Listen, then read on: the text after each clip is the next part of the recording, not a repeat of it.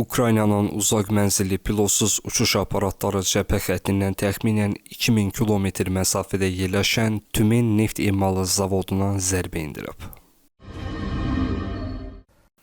Təl-Əvivin Ben Gurion hava limanında təxribata cəhd edən qrup saxlanılıb. Qrupdan partlayıcı qurğu aşkar edildiyi qeyd olunur. Bu barədə İsrail kütləvi informasiya vasitələri məlumat verib.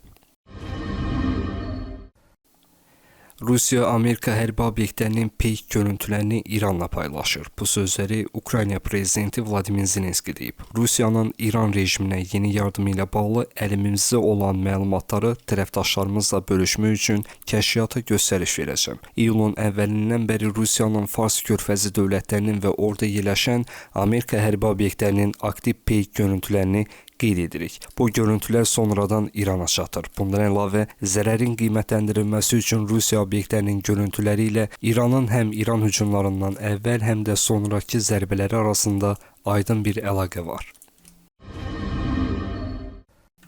Ukraynanın paytaxtı Kiyevdə hava hücumu xəbərdarlığı elan edilib. Qeyd olunub ki, qırmızı zonaya Dnepropetrovsk, Jitomir, Kiyev, Poltava, Sum, Xarkov və digər ərazilər daxil edilib.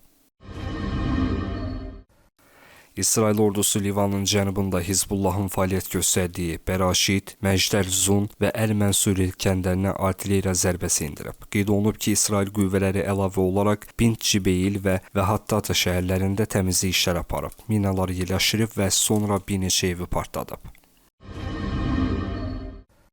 Vaşinqton atəşkəsi pozduqdan sonra İran silahlı qüvvələri yaxın şərqdəki Amerika bazalarında yerləşən 200-dən çox Amerikalı hərbiçini öldürüb. Bu barədə Sepahın rəsmi nümayəndəsi Hüseyn Muhabbi deyib. Əməliyyat zamanı 200-dən çox hərbiçi öldürülüb, yaralıların sayı isə xeyli çoxdur.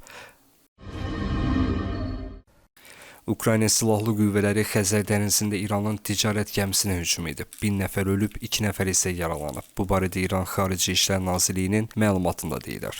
Tehran Ukraynanın gəmiyə endirdiyi zərbəni qətiyyətlə pisləyir və milli maraqlarını və təhlükəsizliyini qorumaq üçün beynəlxalq hüququn əsas prinsipləri və normalarına uyğun olaraq cavab tədbirləri görmək hüququnu özündə saxlayır. İsrailin Milli Təhlükəsizlik naziri İtamar Ben-Gvirin Hevron şəhərində yerləşən evinin yanına dron düşüb. Yanğın başlayıb. Dronun hansı ölkəyə məxsus olması ilə bağlı araşdırma aparılır. Hadisənin təfərrüatı barədə məlumat verilməyib. İsrail Müdafiə Qüvvələri Qəzza zolağında təşkil edilən hücumlarda Həmasın 2 kəşfiyyat komandirini və Nuxba xüsusi təyinatı dəstəsinin komandirini zərərsizləşdirib. Qurum əlavə edib ki, Həmas üzvləri dəqiq hava zərbələri nəticəsində məhv edilib. İyulun 17-sindən etibarən İran silahlı qüvvələri bölgədə yerləşən Amerika hərbi bazalarında olan 11 qırıcı təyyarəni məhv edib. Sepah F-15 qırıcısını, P-8 Poseidon kəşfiyyat təyyarəsini, C-17 hərbi nəqliyyat təyyarəsini və 8 yanacaq dolduran təyyarəni sıradan çıxarıb. Rusiya ordusu Odessa yaxınlığında 2 dəfə xarici mülki gəmiyə dronlarla hücum edib. Ən azı 7 nəfər yaralanıb. Amerika prezidenti Donald Trump təxminən 2 həftə davam edən hücumların ardından Amerika hərbiçilərinə İrana qarşı zərbələri dayandırmaq əmri verib. Qeyd olunub ki, sözgedən qərar Oman rəsmilərinin Tehrana səfərindən sonra qəbul edilib.